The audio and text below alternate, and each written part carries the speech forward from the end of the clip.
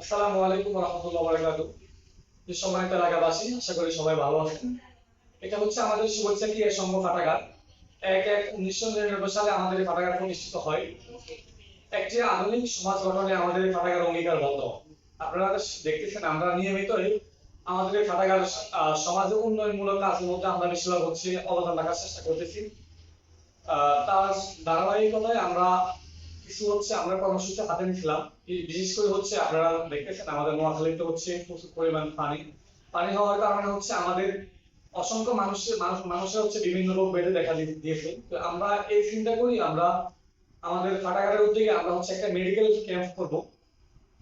যারা হচ্ছে দরিদ্র পরিবার তাদেরকে আমরা ফ্রিতে চিকিৎসা দেবো ইনশাআল্লাহ এই পাঠাগারের মাধ্যমে।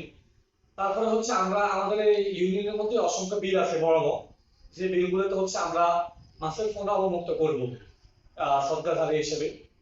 তারপরে হচ্ছে আমরা বৃক্ষরোপণ কর্মসূচি করব। আমরা বৃক্ষ হচ্ছে আমরা বিভিন্ন মিনিমাম 500 গাছ আমরা হচ্ছে বিতরণ করবো এবং হচ্ছে রোপণ করবো আমাদের আমাদের ইউনিয়নের মধ্যে।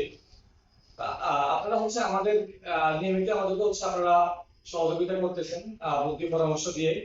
যে যেভাবে পারেন ওইভাবে আমাদেরকে হচ্ছে নিয়মিত সহযোগিতা করেন।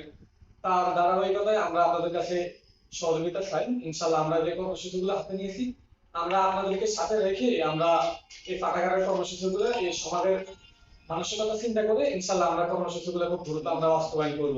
আপনারা সবাই আমাদের সাথে থাকবেন। আসসালামু আলাইকুম ওয়া রাহমাতুল্লাহি ওয়া বারাকাতুহু।